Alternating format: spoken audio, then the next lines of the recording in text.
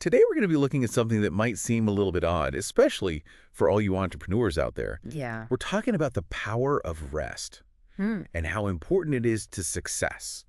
Especially for entrepreneurs. Especially for entrepreneurs. And Exactly. rest is so key. Absolutely. So we're diving into Chapter 7 of 7 Days to Freedom, The Art of Wealth Creation.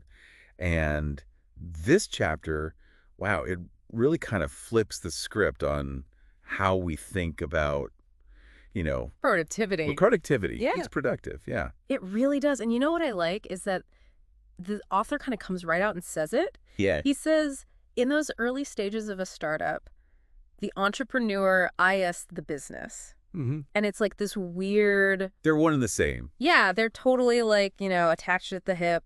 And so your well-being, it's not just some nice to have. Right. It's actually essential for the success of your venture. It makes me think of that saying, you can't pour from an empty cup.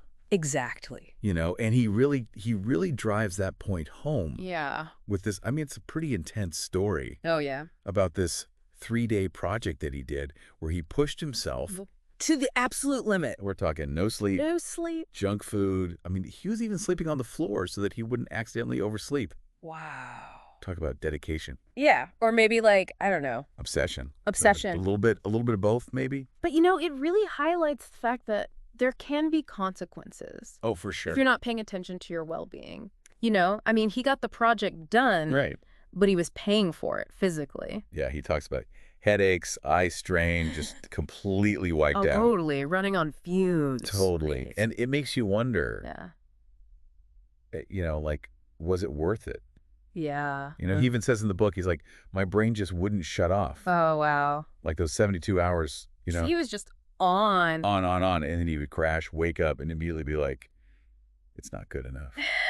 Oh, God. And go back to it. That's that inner pressure that so many entrepreneurs feel. Oh, my gosh. Yes. That you always have to be on. Yes. And this chapter's like, hold on a second. What if we challenge that? Yeah, what if we did? He's not saying don't work hard. Right. He's saying you got to rest, too. It's about working smarter, not just harder. And it's not even just about, getting enough sleep. Right. It's about creating the space for your mind to wander. To defrag. Yeah. Let it do its thing. Let those connections happen because that's where the magic happens. It's like giving your brain permission to play. Exactly. Right. Instead of go, solve. And it's not just some woo-woo thing. Right. He's got the science to back it up. Well, he brings up Einstein.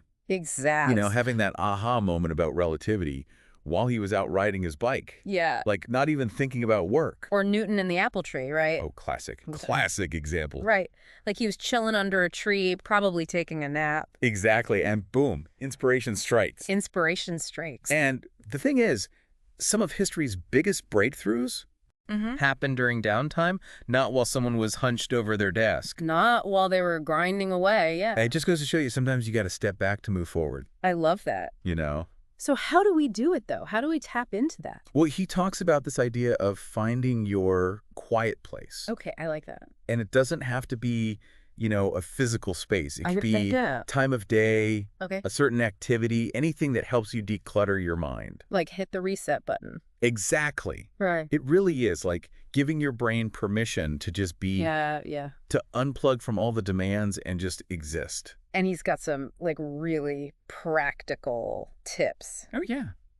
He talks about even light activity, rhythmic activity. Okay. Going for a walk. Yeah. He even mentions Darwin.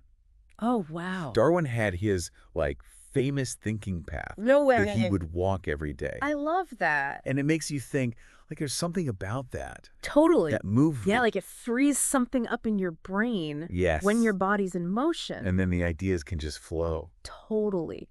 And speaking of things that can get in the way of those ideas flowing, we can't forget about our devices. Oh, the digital detox. Yes. So important. Yeah. He's a big advocate for that. Yeah, I mean, how can you not be? Seriously.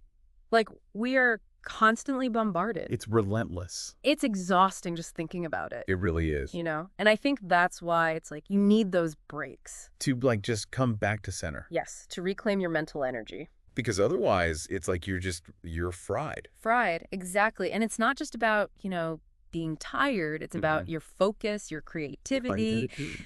All of it suffers when you're constantly on. So how do we know when to rest, though?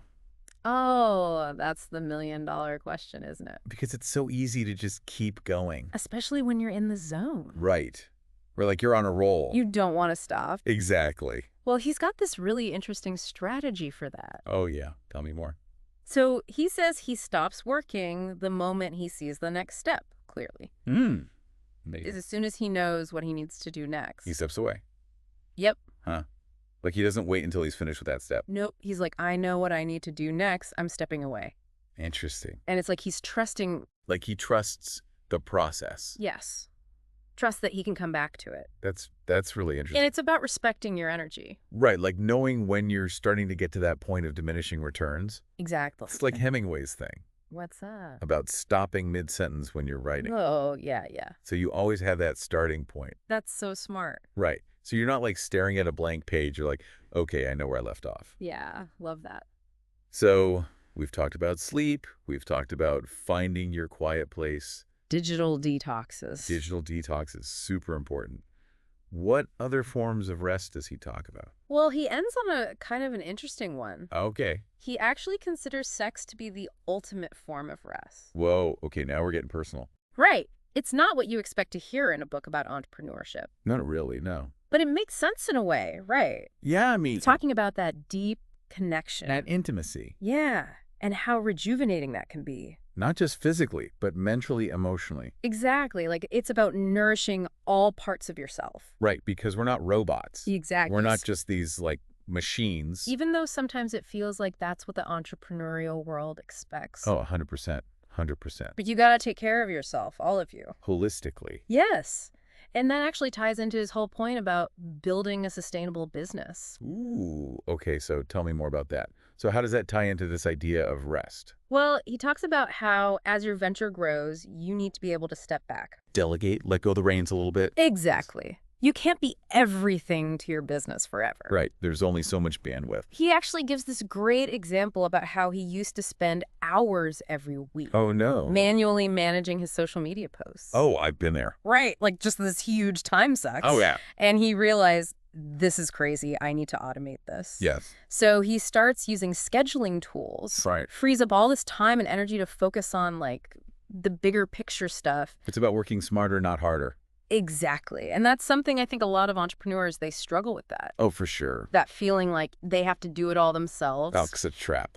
It is, but he's like, look, if you're going to build a sustainable business, you got to build a sustainable life for yourself too. Yeah, that makes sense. You can't pour from an empty cup. I love that analogy. Great. It all comes back to that. Full circle. The entrepreneur is the business. Especially in those early stages. You got to take care of yourself. Absolutely. Okay, so as we wrap up here, what are some, like, key things you hope our listener takes away from this whole deep dive on rest? Well, I hope it challenged this idea that rest is somehow the enemy of productivity. Right, like it's lazy or something. Exactly, because as we've seen, it's quite the opposite. It's essential. It's crucial, whether it's sleep, quiet reflection, time in nature. That digital detox. Yes. Even, intimacy like we talked about. All of it matters. It all feeds into your well-being. Which then feeds into your business. Exactly. It allows you to show up as the best, most creative, most energized version of yourself. So find that sweet spot. Yes. The balance between hustle and flow. Push and pause. Exactly. So to everyone listening, we want to hear from you. Yes. What are your quiet places? What helped you recharge? Experiment. Find what works for you. And make it a priority. Non-negotiable. Yes. Consider this your official permission slip to rest. From both of us. Thanks for joining us on this deep dive. See you next time. Bye, everyone.